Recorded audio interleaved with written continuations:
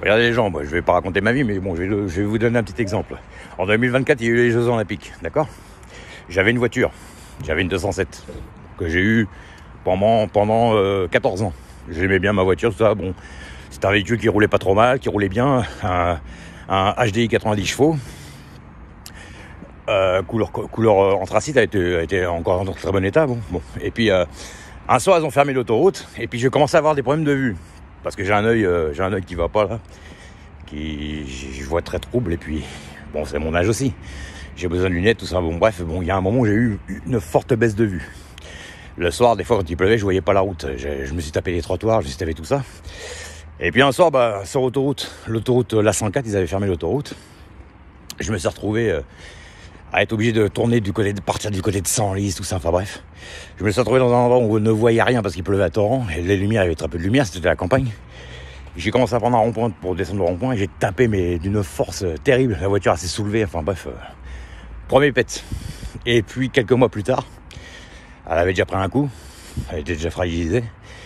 Il y a eu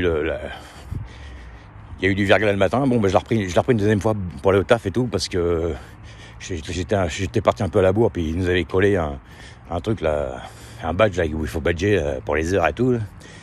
Et bam, hop, j'ai retapé une deuxième fois, toujours à cause de ma vue, et parce que j'ai pas vu un machin qui dépassait. C'est pour dire que voilà, 2024, il y a eu, d'ailleurs cette année-là, j'avais pris une amende faramineuse parce qu'on pouvait pas se garer à cause des Jeux Olympiques à la con. D'ailleurs aujourd'hui il y a des travaux dans toutes les villes, je sais pas si vous avez vu. Mais voilà, donc c'est pour dire que voilà, des fois il y a un problème qu'on amène un autre. C'était la mauvaise période, j'ai pris mon véhicule, voilà, c'est pour ça que maintenant je prends le RER. J'ai pas racheté de véhicule pour le moment parce que j'ai encore la vue, j'ai la vue un peu qui a un peu baissé. Bon, je suis en train de m'en occuper, enfin ça prend du temps parce que maintenant avec les mutuelles, quand vous prenez une mutuelle, ça prend 4 mois pour vous faire des lunettes, c'est pareil. Il y a qu'ici qu'on voit ça encore, hein. Pour un espèce de contrat qui était pas correct. Enfin bref, voilà, j'ai changé de mutuelle et du coup je suis obligé d'attendre 4 mois jusqu'au mois d'octobre. Bon, bref, voilà.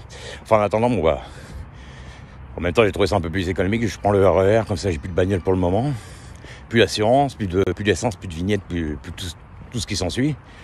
Et puis c'est pas plus mal, mais bon, après le RER c'est pas comme avoir un véhicule quand même. Et des fois c'est chiant aussi. Mais enfin voilà, c'est pour dire, c'est juste un exemple.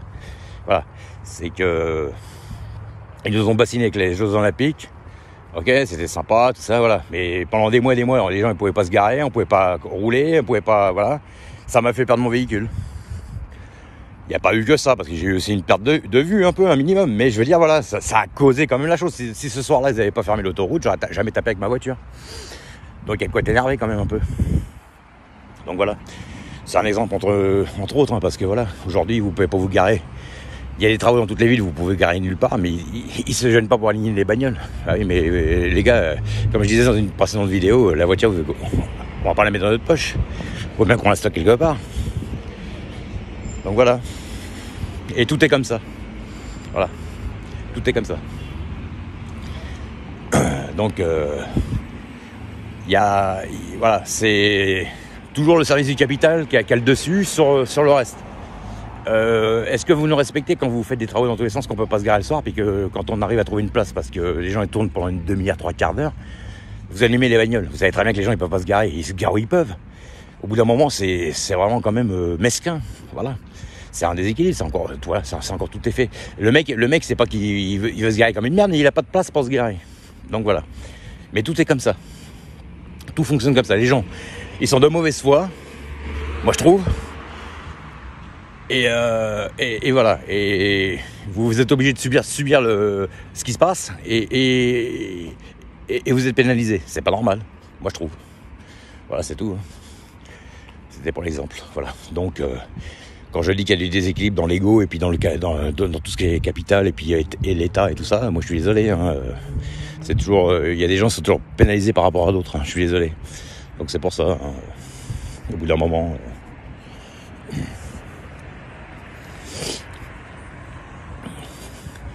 Je veux dire, il y a beaucoup de situations quand vous regardez, il y a beaucoup de situations, il y a du parasitage dans tous les sens, hein. Quand vous regardez beaucoup de situations, c'est souvent, moi je suis désolé, des fois c'est la faute des autres qui a provoqué ça, voilà. Ou alors un autre exemple, vous vivez avec quelqu'un, d'accord, Vous avez quelqu'un qui n'avait pas de travail ou qui restait à la maison, tout ça, bon, ou qui gagnait un petit salaire. Vous avez un bon salaire, à la rigueur. Mais le problème, c'est que quand vous accumulez 2 salaires, parce que la vie elle devient de plus en plus dure, et puis qu'ils veulent mettre, évidemment, comme je disais dans une autre vidéo, la femme au service salarié avec leur féminisme, à outrance, bah, qu'est-ce qui se passe? Vous, quand vous avez un peu d'argent, vous arrivez à vous en sortir, bah, le fait qu'un des deux ait moins d'argent que l'autre, il faut bien utiliser plus le compte où il y en a le plus, qui est le plus fourni. Et au bout d'un moment, vous retrouvez-vous, après, sans avoir de fric.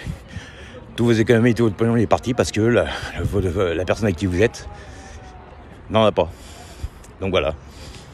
C'est tout. Et puis, bien entendu, c'est au moment où vous n'en avez plus qu'on vous le reproche, bien sûr. C'est évident.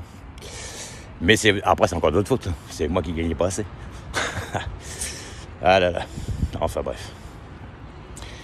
Voilà. Et puis, il y a toutes les excuses du monde, hein, bien sûr. Toutes les excuses. Je pouvais pas pour ceci, je pouvais pas pour cela, je faisais ci, je faisais ça. Bah oui, mais tu veux de l'équilibre et tu veux de l'égalité. Mais de l'égalité, moi, de mon côté, moi, il n'y en avait pas beaucoup non plus, hein, excuse-moi. Je parle de mon cas personnel, mais enfin, je l'entends un petit peu avec tout le monde. Enfin, allez, à plus tard les gens.